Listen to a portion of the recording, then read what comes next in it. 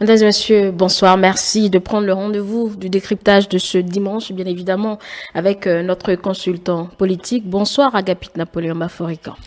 Bonsoir Angèle, bonsoir à tous nos téléspectateurs, ceux qui nous suivent depuis les différentes plateformes de la chaîne. Alors, nous avons eu une matinée particulière avec l'entretien parce que nous avons suivi ce matin à la place de l'entretien la conférence conjointe organisée par le porte-parole du gouvernement et le ministre des Affaires étrangères, histoire pour eux d'afficher clairement la position du Bénin face à la situation au Niger. Agapit Napoléon Baforican, on a retenu que le Bénin s'aligne sur les décisions de la CEDEAO. Je vais commencer comme ça, n'est-ce pas, un peu trop risqué? Non, en quoi c'est risqué? Le Bénin est membre de la CEDEAO, donc partie prenante. Le Bénin était là en 73, le Bénin était là en 75. Le Bénin a suivi tous les processus de mutation au sein de la CEDEAO. Oui. Le Bénin a exercé à plusieurs reprises la présidence en exercice de la CEDEAO. Le Bénin a participé aux mutations diverses de la CEDEAO. Donc on ne peut pas ne pas s'aligner sur les positions de la CEDEAO, qui plus est l'œil institutionnel de l'Union africaine en Afrique de l'Ouest.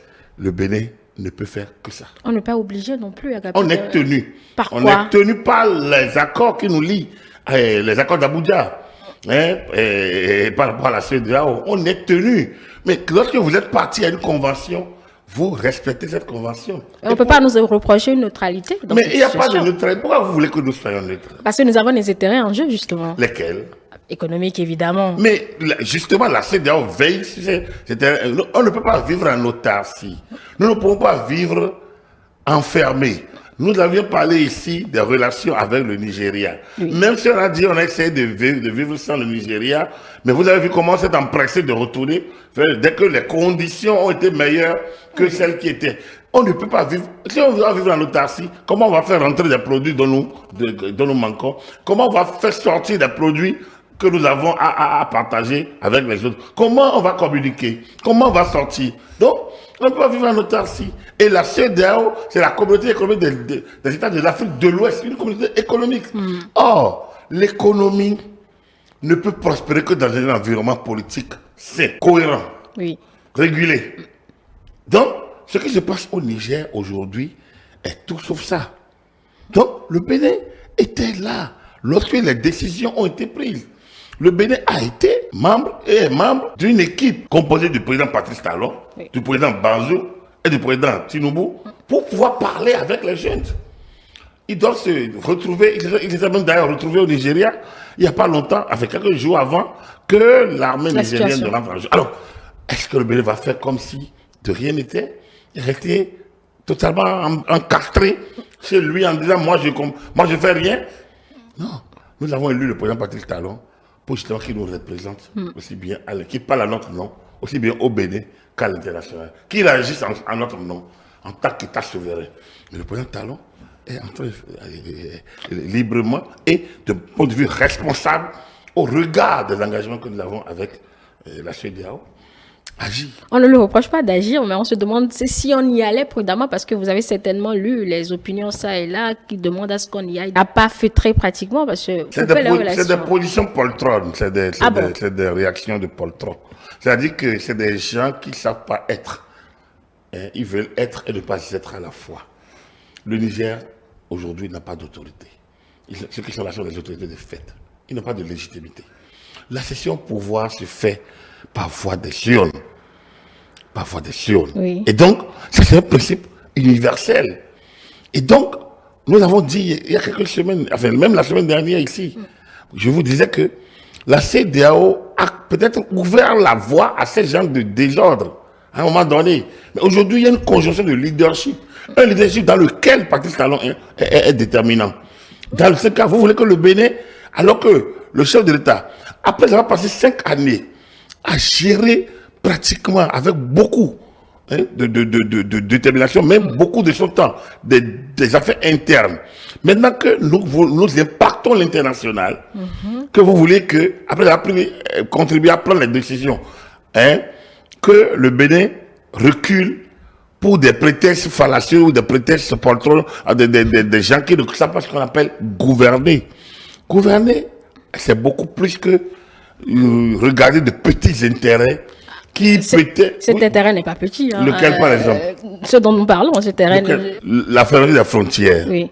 en question a pour vocation des mesures draconiennes pour essayer de montrer aux autorités nigériennes qu'elles ne peuvent pas, du jour au lendemain, se lever, dire on prend le pouvoir, et qu'il y a des instruments auxquels le Niger est parti. Des instruments que le Niger a signés et ratifiés. Et donc, on le leur impose. Les mesures, c'est des mesures de coercition. Ça existe partout. Donc, le Bénin n'a rien fait contre le peuple nigérien. Mais il peut se chercher ailleurs, ce peuple nigérien-là, justement. Le peuple nigérien n'a pas de problème avec le peuple béninois. On a affaire à une junte qui s'est imposée par la force en utilisant les armes du peuple. Et il est question pour la CEDEAO de rétablir l'ordre. Moi, je ne vois pas pourquoi le Bénin va rester en dehors de cela.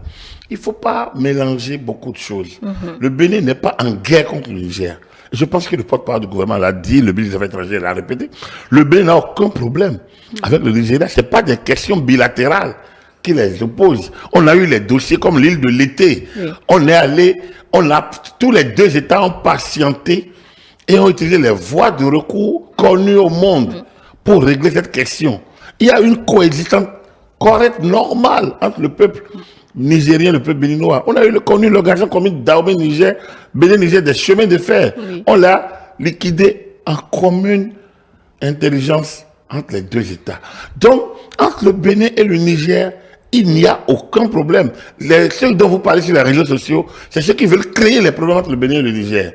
Le Bénin est dans la CEDEAO. La CEDEAO a pris une décision. Le Bénin ne peut pas ne pas respecter cette décision. D'autant que le Bénin est frontalier au Niger. Donc, on ne peut pas rester comme si cette décision ne doit pas être appliquée. Ce n'est pas avec le peuple nigérien. Maintenant, la question fondamentale, c'est quelle est la portée de cette décision? Quelle peut être sa finalité? On l'analysera. Si on a fait tout ça pour faire comme au Mali, ou en Guinée, ou au Burkina, là, ça peut laisser à désirer. Parce qu'aujourd'hui, si on en est arrivé de là où on est, c'est parce que justement la CEDEAO elle-même a pu comprendre à un moment donné qu'on peut avoir des coups d'État salutaires, des coups d'État. Il n'y a pas de coup d'État salutaire. Justement, il n'y en a pas. Il n'y a pas de coup d'État salutaire. Un coup d'État est un coup d'État.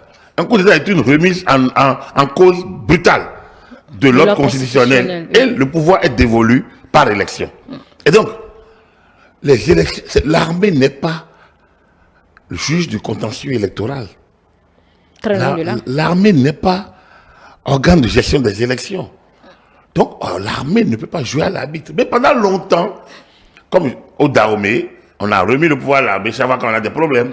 Et en 90, l'armée dit, moi, je quitte votre affaire. C'est pas mon truc. Nous, on est là pour telle mission, telle mission. Nous retournons à notre mission régalienne. Et depuis 33 ans, l'armée béninoise est au caserne. Respecte. Non, l'armée béninoise est au caserne. Elle est dans cette caserne depuis longtemps. Depuis 1912, l'armée n'a plus fait d'apparition. Alors, l'armée dahomienne, l'armée béninoise, comme je l'ai toujours dit, est une armée respectable. Mais non. Alors, en Afrique de l'Ouest, dès qu'on a pris un certain nombre de postulats, les autres armées devraient pouvoir se ranger. Vous voyez, la Côte d'Ivoire connaît des situations troubles, quand même. Mais l'armée n'a pas, en dehors de 2000, avec le général Gueye, et là, ils ont tout fait pour remettre le pouvoir. Mais bon, finalement, on a vu comment ça a fini. C'est pas un pays où l'armée doit rayer, l'armée ne raye pas. Au Sénégal, c'est pas un pays où l'armée raye. Donc, ces pays ont connu, et le Bénin entre dans cette dynamique.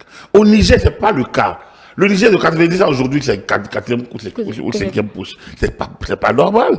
C'est logique que les États, que la CEDEAO puisse faire preuve de fermeté. Mais il faudrait qu'elle puisse aller au bout de sa fermeté. Ça dit quoi? Si on fait tout ça, pour ça, ça peut laisser un goût d'inachevé qui peut donner des raisons à d'autres d'agir et donc de continuer avec le désordre qui permet à des militaires, pour un peu, pour un rien, de prendre le pouvoir. Ça, je pense que, moi, comme je vous le dis, je soutiens fortement la posture, la position de la CEDEAO. Je soutiens le leadership du président Talon Tinubu et l'engagement du Bénin à faire ce travail au nom de la communauté de l'Afrique de l'Ouest.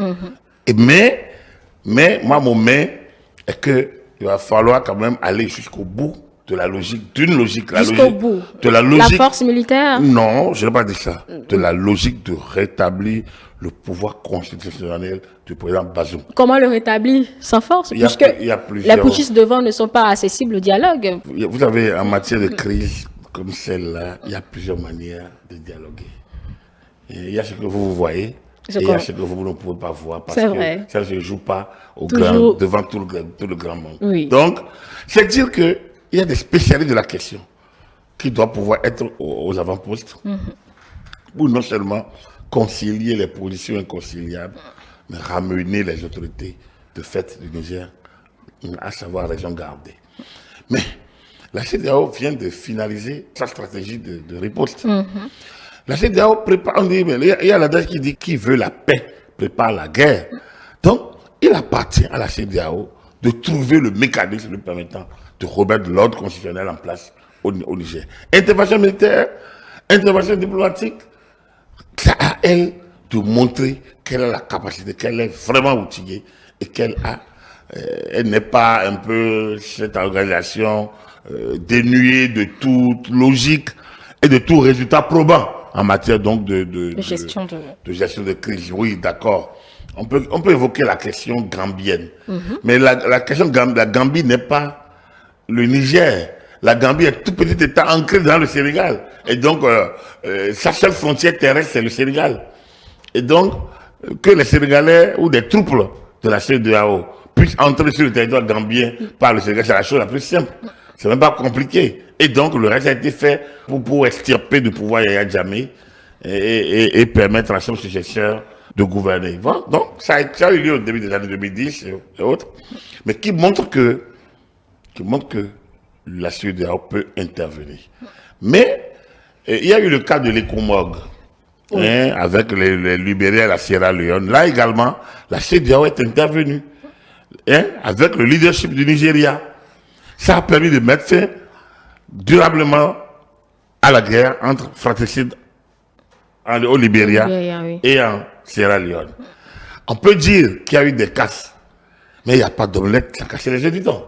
Je pense que lorsque les chefs d'État auraient pris leur décision d'agir ou de continuer la voie diplomatique, ils l'auraient prise en toute connaissance de cause et devront être en mesure d'en assumer la responsabilité. Et il me semble qu'ils sont prêts à le faire. Justement, parlant de la CEDEAO, nous avons par exemple un téléspectateur, M. Dofonsou, qui dit quand même que le Niger a un État souverain. Voilà précisément sa question, et je le cite, de quoi se mêle la CEDEAO? La CEDEAO se mêle de ce qui la concerne dans la mesure où elle est une organisation impersonnelle, donc c'est une organisation régionale. Ce n'est pas une intervention contre le Niger, c'est un rétablissement d'ordre. Et la CEDEAO alors se mêle de la mise en œuvre de ces décisions auxquelles le Niger est parti. Moi, quand je lis sur les réseaux sociaux, je comprends l'ignorance de ceux qui écrivent. C'est de l'émotion. Il y en a qui ne connaissent pas la CEDEAO, qui ne connaissent pas la mission de la CEDEAO, qui ne connaissent pas comment la CEDEAO a évolué jusqu'à adopter des politiques interventionnistes. Donc, ils n'ont pas connu la jeunesse de l'évolution de la politique interne. Il y en a qui disent, mais comment une organisation chargée d'économie peut se mêler de la politique? Ils ne comprennent pas. Il y a eu toute une évolution dans l'histoire de la CEDEAO. La CEDEAO est créée en 1975. C'est la volonté de deux chefs d'État, particulièrement Yakubu Gowon, Yassine Beyadema. Mais il y avait deux chefs d'État, Mathieu Kérékou y était. Donc, nous étions déjà là. Et le président Séni Kounché, si je ne me trompe, du Niger, y était. Donc, ce sont les membres, c'est des pays fondateurs de la CEDEAO. La CEDEAO a été créée donc en 1975 pour faciliter l'intégration économique, le développement et l'intégration économique au niveau de l'Afrique de l'Ouest. Avant la CEDEAO, il y avait eu la CEAO, qui était la communauté économique de l'Afrique de l'Ouest en 1973, qui avait pour vocation l'intégration économique. Mais l'intégration économique ici, nous n'avons pas la monnaie. Et l'union douanière, c'était pour faire plus court. Donc la CEAO, après a été dissoute, ça a donné, on a eu l'UMOA, et après on est passé à l'UEMOA.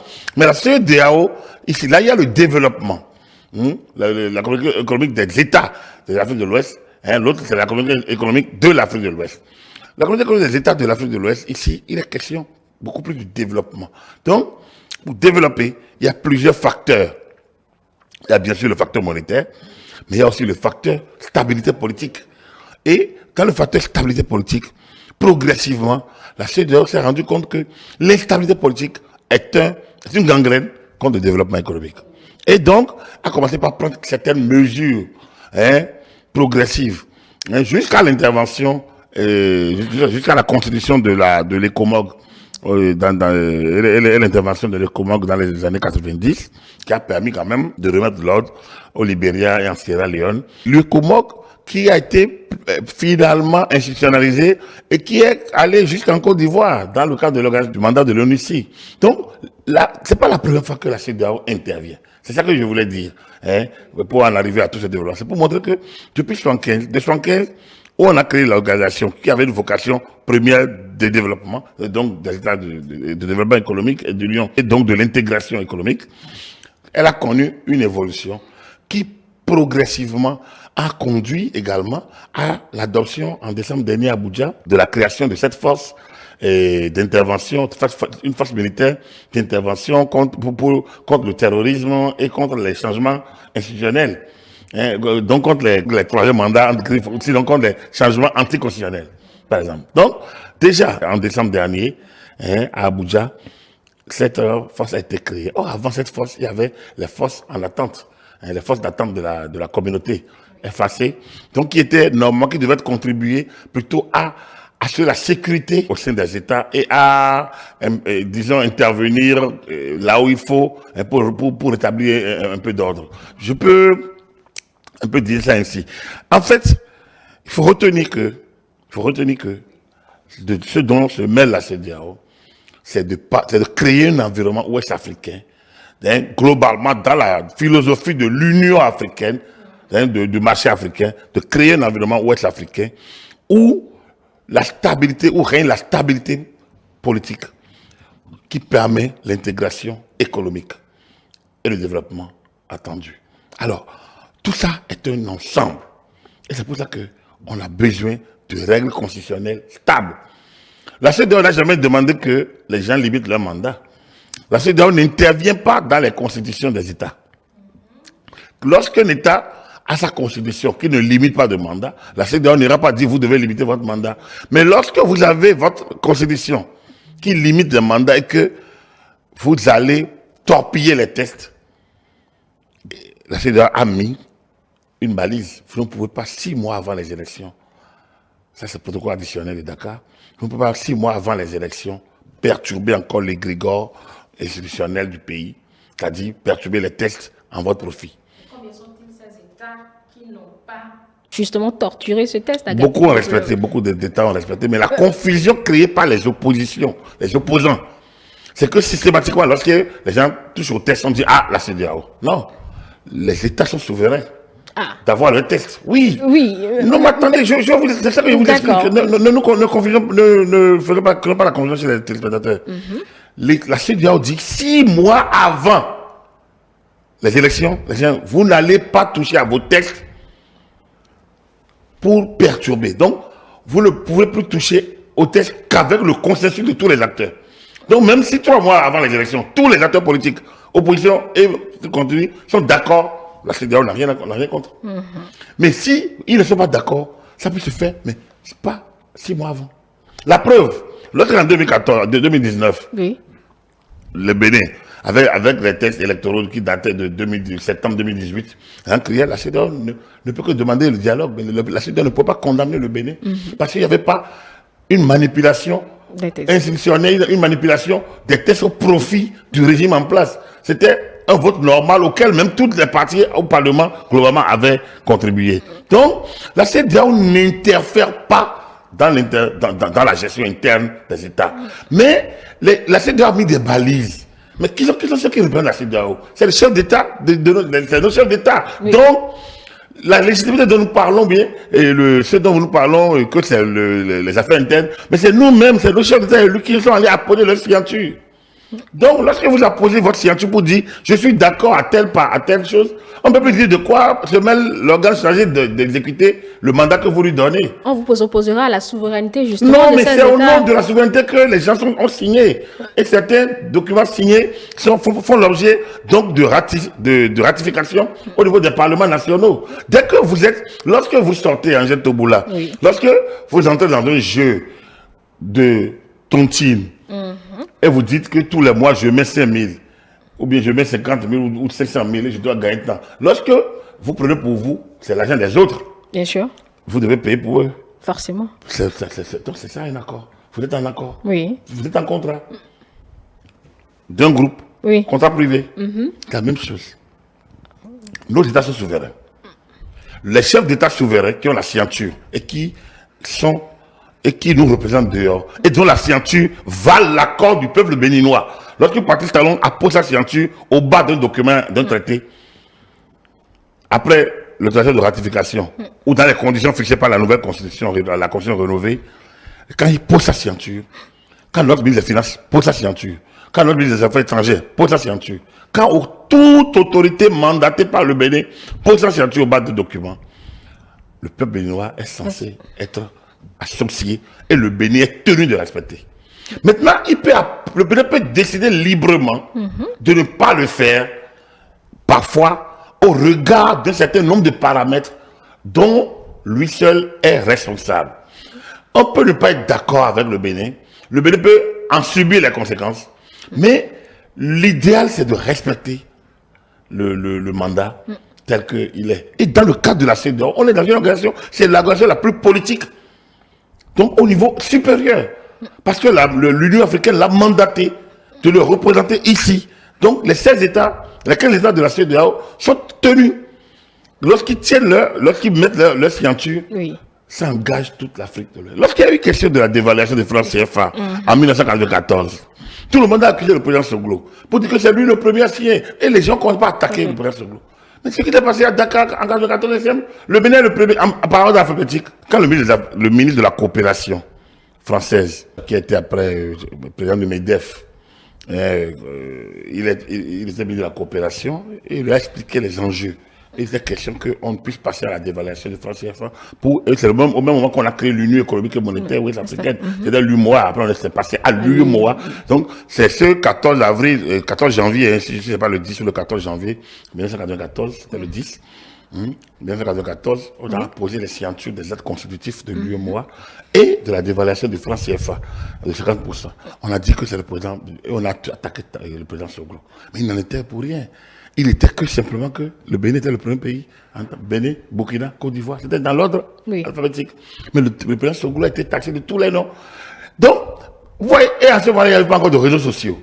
Aujourd'hui, donc, quand les réseaux sociaux vont dans tous les sens, en accusant, en disant ce qu'ils... Non, il faut qu'ils comprennent. La souveraineté d'un État peut être réduite lorsque l'État lui-même accepte de la réduire en étant partie à une convention internationale et en donnant le droit d'intervenir à une organisation comme l'UMOA, comme la CEDEAO. Et dans le cadre politique, dans le cadre actuel, la CEDEAO a son mandat interne, mais a aussi le mandat de l'Union africaine.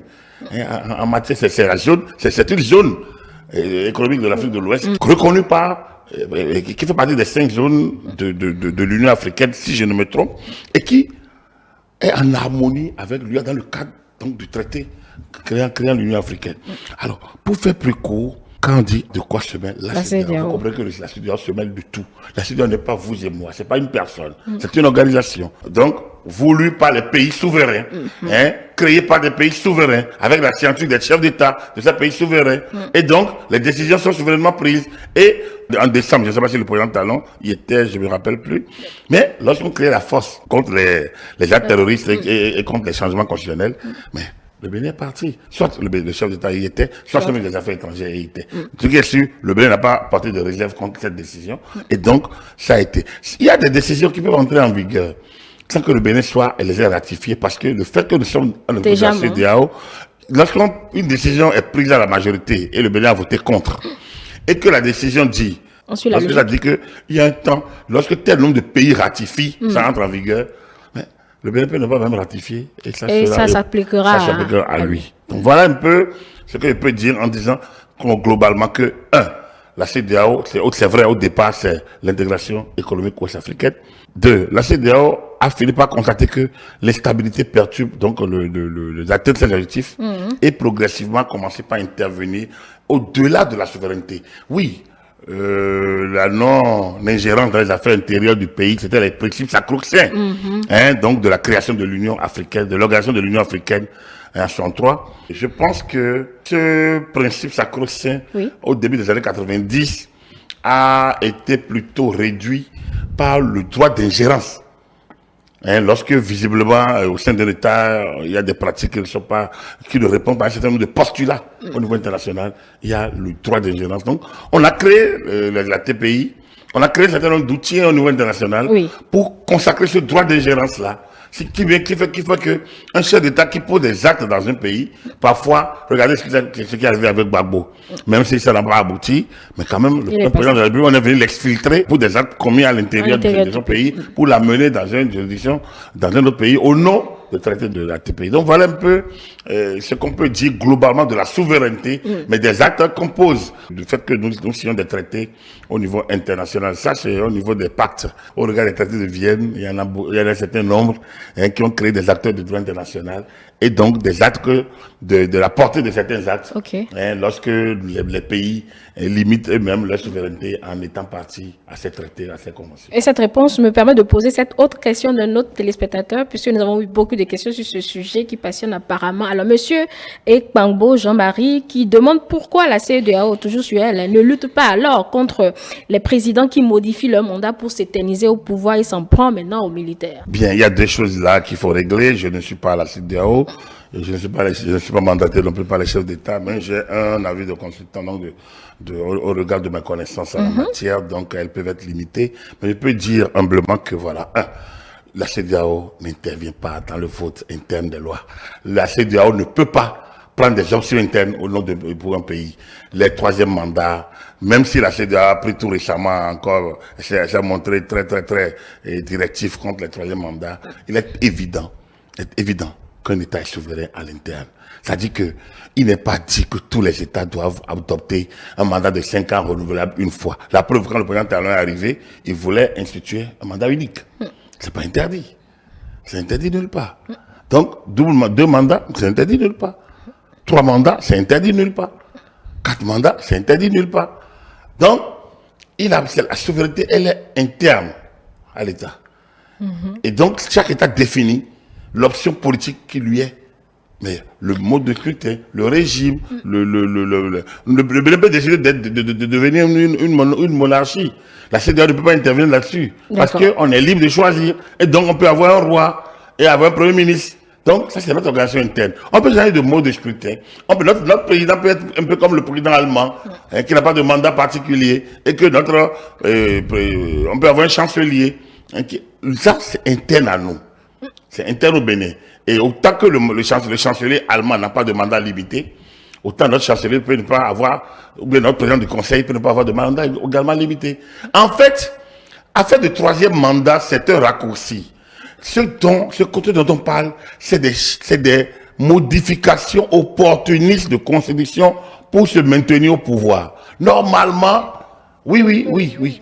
Mais c'est ce qui se fait, en fait, c'est ce que je voulais dire, c'est ce qui se fait. Par exemple, le cas guinéen, ça ressemble un peu à cela, Agapit Napoléon Mafori. Alpha Condé n'a pas attendu 6 mois pour faire ça, si je ne me trompe.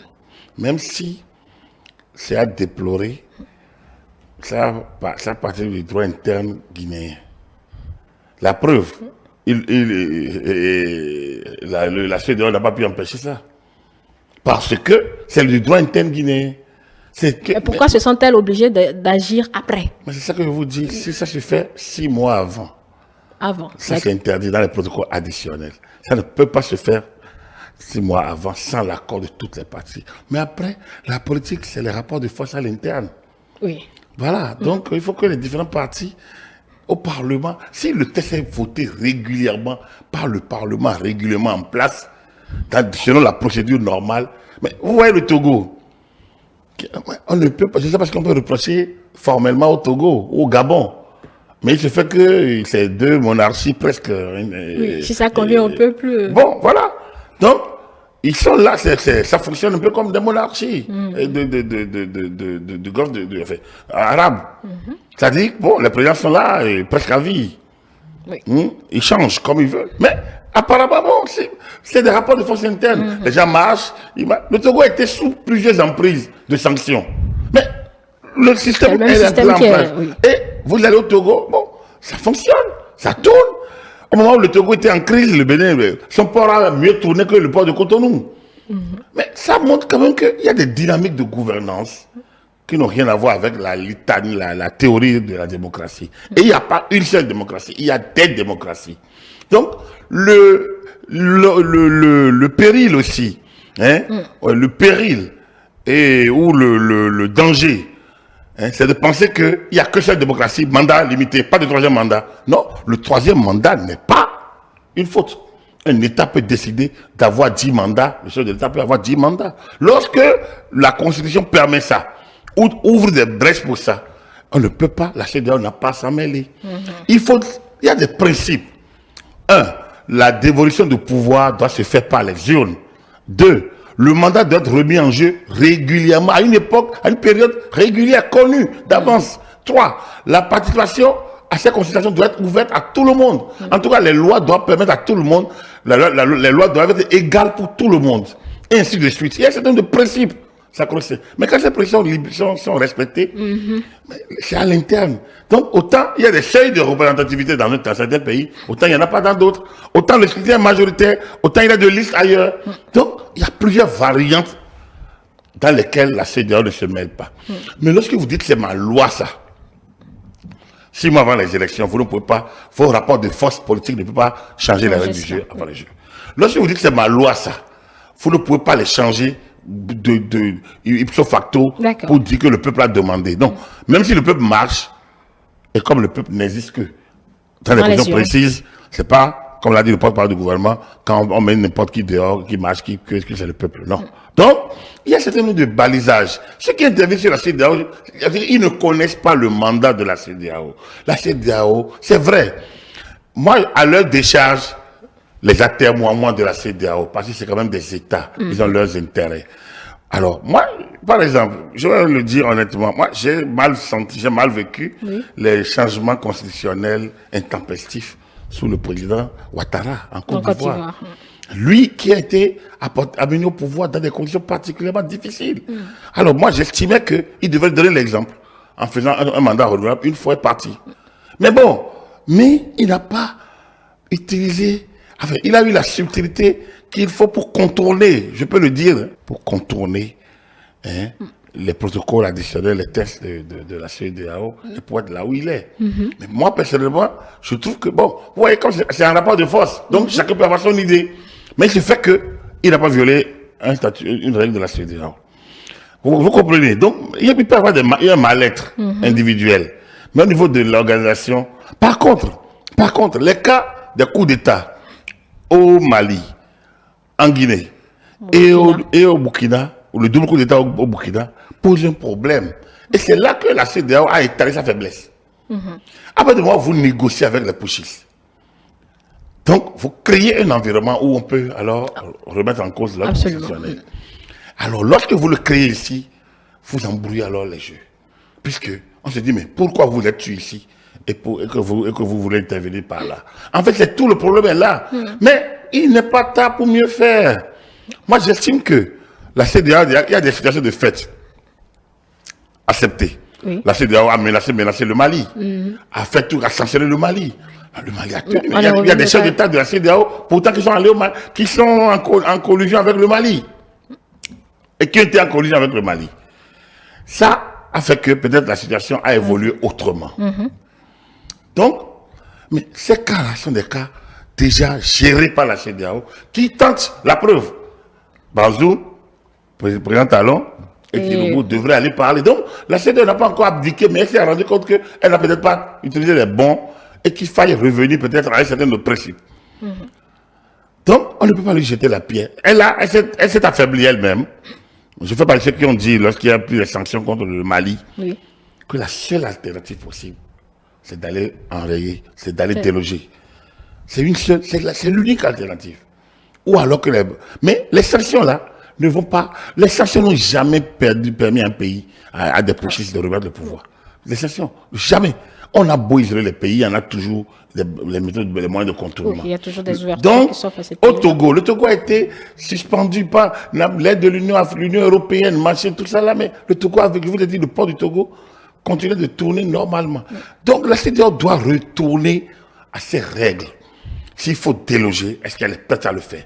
Il faudrait qu'elle ait tous les alliés, qu'elle crée la coalition qu'il faut, trouve les moyens, trouve les hommes pour pouvoir aller jusqu'au bout. Évidemment, il n'y a pas d'omelette sans casser les yeux. Oui. Si vous voulez aller rétablir Bazoum et l'intervention va lui coûter la vie, est-ce que nous sommes dans le vrai champ? Je ne sais pas. C'est la grosse question actuellement. Mais cette peur, panique, ne peut pas non plus être générée lorsque l'organisation a pris sa décision. Il y a un principe, il faut aller jusqu'au bout du principe. Autant y aller, une fois pour de bon, et montrer aux pochistes qu'on ne peut pas continuer à autoriser les remises en cause constitutionnelles. Alors, donc, vous y allez fermement.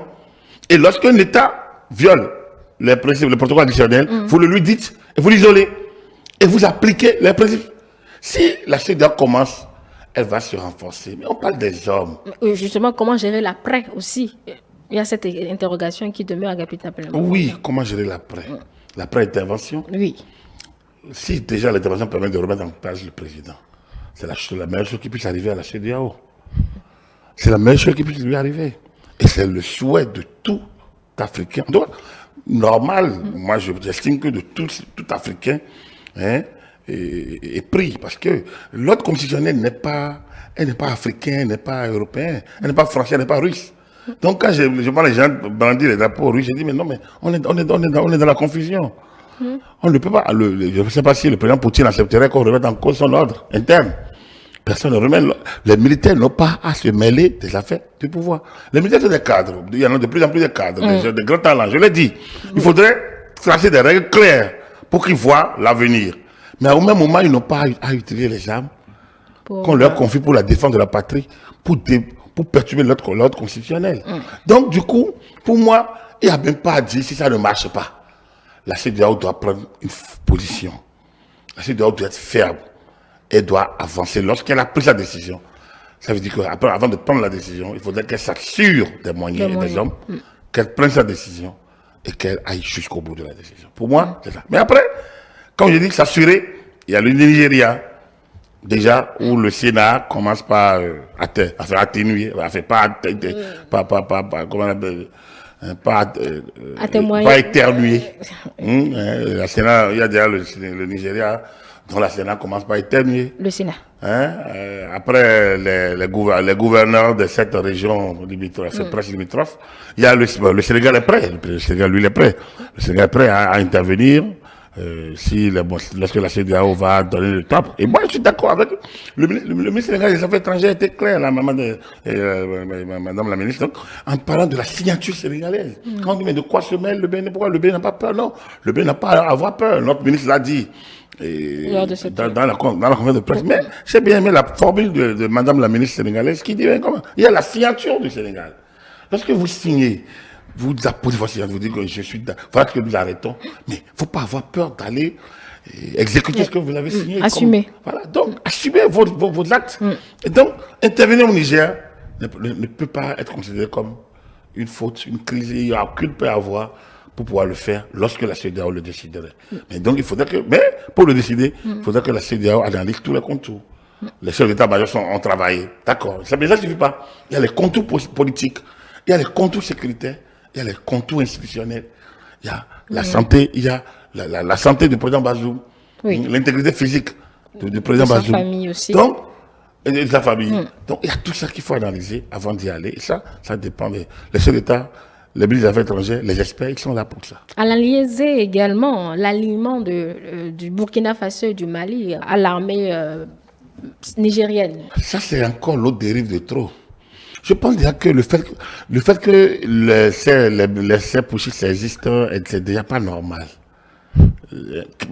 Maintenant qu'ils donnent de la voix, c'est encore à la porte de la CEDEAO. Ça montre qu'il y a toute une réflexion, comme je vous l'ai dit, il y a toute une réflexion à refaire. Les chefs d'État doivent être conséquents de leur signature, comme je l'ai dit. Et donc, vous voyez, c'est une provocation. C'est une provocation. Hein? Et ça en est vraiment une. Bon, je suis désolé que des gens soutiennent ça. Je suis vraiment embêté que les gens soutiennent ça. Mais c'est pas normal. Ce n'est pas normal, tout simplement. Bon, on les a laissés faire, donc voilà, ils agissent. Oui, bon, écoutez, on est en état de guerre, en situation de guerre, donc bon, ces États peuvent Si on est dans la dissuasion, bon, ils sont peut-être aussi dans la doule, dans une dissuasion en face. Et on dit, mais si jamais vous intervenez, nous sommes là. On verra bien comment ils peuvent se mettre ensemble pour combattre, parce qu'ils ont d'autres défis. Ils ont des défis sécuritaires à leur porte. Je ne sais pas comment ils peuvent se mêler des affaires internes d'un Niger, où il est question de rétablir l'ordre constitutionnel, alors que eux, bon, ils ont pu peut-être l'échapper. Il ne faut pas qu'ils poussent loin l'outrecuidance.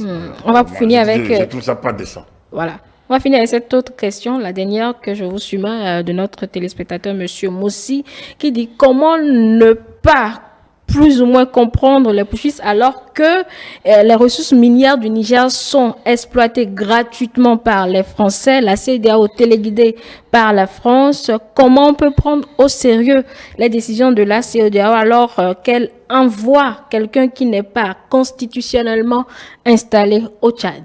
Les affaires intérieures du Tchad, il n'y a pas eu un coup d'État au Tchad qu'on ait constaté. Au Tchad, il y a eu le décès de Idriss Déby. Et dans des conditions de guerre, le pays est en état de guerre avec les rébellions à sa porte. Donc, c'est délicat de se prononcer sur le cas tchadien. Bon, mais vous savez, comparaison n'est pas toujours raison. Les affaires politiques des États sont compliquées au regard de l'environnement de ces États. Donc, je peux comprendre l'ami qui a posé cette question. C'est pertinent par rapport au président tchadien au Niger. Mais on peut dire, bon, voilà, un jeune putschiste favorisé par les circonstances, peut-être va parler à ses alliés militaires en disant, bon, écoutez, veuillez se déplacer. Si c'est ça, si ça aboutit, qui serait mal? La preuve, le Tchad a dit, je n'interviendrai pas dans une réponse. Non, le Niger, le Tchad n'est pas prêt à intervenir, tout simplement, ce qui est logique. Les conditions dans lesquelles le président aussi est en place, mais sans oublier qu'il y a eu les élections après.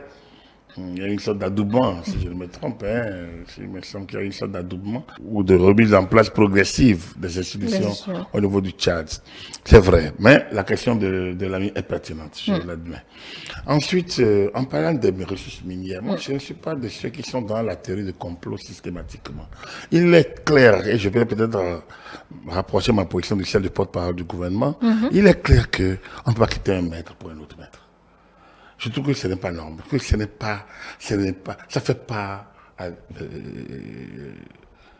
élégant, ça fait pas grand, ça vous soumet toujours sous la coupe du maître. Ça veut dire que vous êtes toujours résigné à vous être dirigé, alors qu'on ambitionne d'être des acteurs majeurs dans un monde majeur. Comment vous êtes un acteur majeur si vous quittez un maître pour un autre maître? La fin justifiera les moyens. C'est vrai, mais ça veut dire que vous ne voulez pas être un acteur majeur dans un monde majeur. Ça veut dire que vous êtes un serviteur mineur dans un monde majeur. Donc vous n'impactez rien, vous êtes sous la coupe des téléguideurs. Moi, je ne suis pas de cette dynamique. Pour moi, à 63 ans après les indépendances, on ne peut plus accuser la France. Et moi, je ne suis pas de ceux qui accusent la France. Je suis de ceux qui demandent aux intellectuels, à l'élite, aux dirigeants de prendre leurs responsabilités et donc de décider en toute connaissance de cause, mais dans l'intérêt de l'air. Et c'est là que moi j'ai rejoint là où le combat de Patrice Talon du point de vue politique. Parce que j'estime que le président Talon à son arrivée ne se pose pas trop de questions sur si ou ça. Est-ce que c'est une réforme à faire? Si c'est oui, on y va. Et il a autour de lui la coalition qui lui permet. Il n'a jamais forcé la Constitution. Pour y aller, il l'a toujours respecté. Il l'a toujours respecté. Donc, je pense que c'est là. Mais le Bénin, c'est dans ce pays quand même que Patrice Talon a dit à Macron, devant Macron, en répondant à une question des journalistes, que, mais lorsque la justice béninoise décide, c'est pas le chef d'État béninois qui a décidé. C'est aussi clair que ça. À moins que ce soit le cas en France. Et c'est pas le cas en France. C'est pas le cas. C'est pas le cas en France. Donc, nous avons copié les institutions françaises globalement. Et il se fait qu'il y a des Français qui attaquent le Bénin. Parce qu'ils sont dans des postes, dans des luttes idéologiques ou dans des luttes d'intérêt. Aujourd'hui, le Bénin démontre, par sa position, qu'il a un État souverain, mais un État qui sait analyser les situations et qui sait prendre ses responsabilités. Un État qui, hors de sa scienture, au regard de sa participation un peu de son adhésion aux idéaux de la CEDEAO et de sa participation à son traité. Donc le Bénin aujourd'hui ne peut pas, doit pouvoir être salué. Et c'est là que je vais amener notre ami. Au niveau donc des ressources minières nigériennes, les autorités nigériennes ont décidé de faire l'accord avec la France. Bon, si les autorités nigériennes changent demain démocratiquement et décident de changer d'acteurs, de partenaires, ça aurait été normal également. Donc, il n'y a pas à tout le monde ne peut pas prendre les mêmes décisions. C'est les chefs d'État qui ont vocation, ou bien les personnes qui ont régulièrement assermenté, donc désigné. Donc, c'est eux qui ont vocation. Bon, souffrons que ce ne soit pas nous qui prenons que bon, si quelqu'un a la chance d'y être, il prendrait, mais s'il n'a pas la chance, qu'il passe et laisse l'autre prendre les décisions. Tant que cette décision répond, est-ce que quel est le problème minier qui se pose au Niger? C'est se le demander. Quel est le problème de gaz qui se pose au Niger? Quel est le problème du pétrole qui se pose au Niger? Est-ce que un pays le réglerait mieux qu'un pays? Alors, moi, ces batailles sont des batailles, à mon humble avis, puériles. Puériles. Je ne sais pas si la stabilité, la question de la sécurité est déjà rétablie au Mali. Je ne le pense pas. Je ne sais pas si les questions de sécurité sont déjà réglées au Burkina. Je ne sais pas. Mais je veux bien voir Doumbouya régler la question démocratique chez lui et lui-même en quittant le pouvoir et en cédant le pouvoir des civils, par exemple. Sinon, c'est des prétextes qu'ils prennent. Il faut combattre les prétextes. Voilà. Alors, nous avons encore 5 minutes peut-être pour revenir rapidement à la question qui a été posée sur le duel ce matin par rapport à la non-participation de l'opposition aux célébrations du 1er août. C'était la question de Xavier que je vous repose. La fin de la trêve entre les deux parties. Agapit d'Apollon Mafoïka. Est-ce que quelqu'un a remarqué ça? En fait, il y avait tellement de beau monde que... Non, on ne va pas non plus oublier les problèmes internes. Non, il n'y a pas de problème. J'ai participé au festival du 1er août. On n'a pas eu une obligation. Il y avait tellement du beau monde, comme je vous l'ai dit. Ouais, les gradés étaient bien achalandés. C'était beau. C'est à mon humble avis. On parle d'unité. Non, quelle unité? On parle d'une fête nationale. Oui, chacun fêtait à sa manière. Mais on a vu d'autres personnes, des personnalités que de la majorité. Ça ne pose aucun problème. À moi, non. L'opposition, vous voyez, le 6 avril 2001, l'opposition RB a fait des communiqués pour dire que ces candidats n'aient pas l'investiture du nouveau président de la République, ses membres, députés ou pas, officiels ou pas. On était en 2001, donc les députés qui n'aient pas l'investiture du nouveau président Mathieu Kérékou. Vous avez la raison qu'ils ont donnée, parce que c'est un jour de deuil. Le pouvoir n'a pas été régulièrement transmis. Le match amical entre Kérékou et Soglo, Kérékou et Amoussou, était une farce et que l'opposition ne pouvait pas aller cautionner la farce. Donc, la RB demandait à ses alliés, à ses camarades, à ses militants de ne pas y aller. Et ils ne sont pas allés. Et Mathieu Kérékou a prêté serment et a pris le pouvoir et a exercé durant les 5 années. Rien. Alors, entre participer à l'investiture du président de la République et aller au faste du 1er août, qu'est-ce qui est plus attendu? Moi, je pense que c'est plutôt les gens qui ne connaissent pas un peu les limites de l'action politique, qui ne connaissent pas les limites un peu du clivage politique. On n'est pas dans un système de partage de pouvoir, on est dans un système de gestion de pouvoir, pas de majorité. Moi, je ne pense pas que ce soit la même, que c'est peut-être la meilleure chose. Je vous dis, le système, moi, il est clivant. Mais c'est parce qu'il est clivant que chacun doit se préparer à ça. Celui qui a gagné le pouvoir gagne, il l'exerce avec ses alliés, et qui il veut. C'est pas gouvernement d'union nationale. On peut pas, c'est pas pouvoir d'union nationale. Donc, il ne peut pas partager aux autres.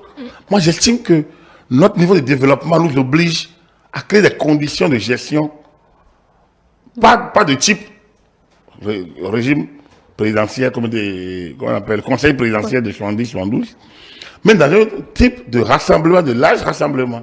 Mais au même moment, vous ne pouvez pas parler de cela et parler encore de démocratie et de mode de scrutin.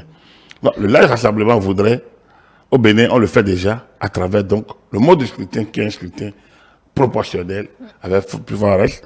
On le fait déjà avec le chef de représentativité des partis politiques. Ici, c'est l'adhésion populaire au projet de société qui crée le pouvoir. Et donc, lorsqu'il y a un projet auquel les populations ont adhéré, Normalement, les autres doivent pouvoir préparer l'alternance et pendant ce temps, laisser l'autre gouverner avec les organes qui sont chargés de le contrôler, de l'accompagner ou de lui poser des questions. Donc, bref, à mon humble avis, c'était un faux combat, celui de ne pas y aller. C'est des combats purement internes qui ne concernent pas le peuple béninois. Je pense que c'est des combats qui concernent des intérêts purement particuliers de ceux qui ont décidé de ne pas y aller. Mais ils sont libres d'aller ou de ne pas aller. La loi ne les oblige pas. Vous n'êtes pas déjà obligé à aller voter.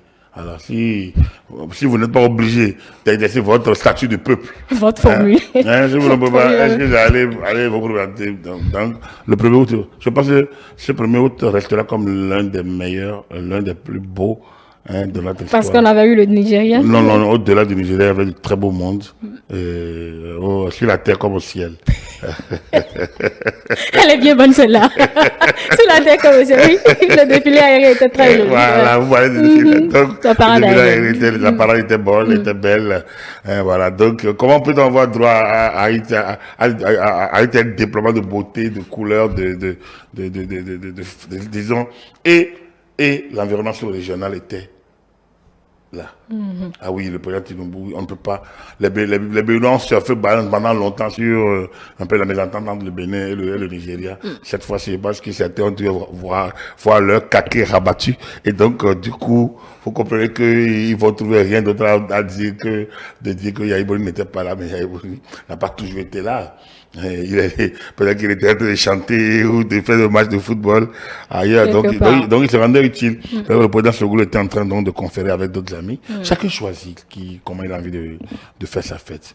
Sous Yahi, les anciens présidents n'ont pas toujours été là. Sous Kérékou, les anciens présidents n'ont pas toujours été là. Et donc, voilà, ils viennent quand ils veulent. Et voilà, l'opposition, elle est multiple, elle est libre. Il y avait plein de personnes qui étaient là, qui n'étaient pas celles acquises au président Talon. J'ai vu le professeur Olo, par exemple. Quelle que soit la casquette par laquelle il était là, je ne pense pas qu'il soit un ami particulier du régime. Bon, vous n'en savez rien non plus. Enfin, ça là, au moins, il peut le dire. D'accord, bon, c'est un non-événement. Je retiens ça ici. Oui, c'est un non. On en a déjà vu ailleurs. Merci. C'est du déjà vu, donc on peut passer. Merci à vous, Agapit Napoléon Bafouika. On a fini pour le décryptage de ce jour. On attend ce qu'adviendra de la fin de l'ultimatum. Il nous reste encore quelques heures pour savoir comment la CEDEAO va trancher cette question. On suit donc l'actualité et vous revenez, pourquoi pas en semaine, dans un autre décryptage. Merci de nous avoir suivis juste derrière votre programme, Nguyen Bassa. Et n'oubliez pas, vous pouvez suivre ce décryptage ainsi que tous nos autres programmes sur nos canaux digitaux, notre site internet, le www.etelebenin.com, notre page Facebook ETélé en direct et sur iOS et Android, ETélé Bénin, ETélé avec vous, pour vous.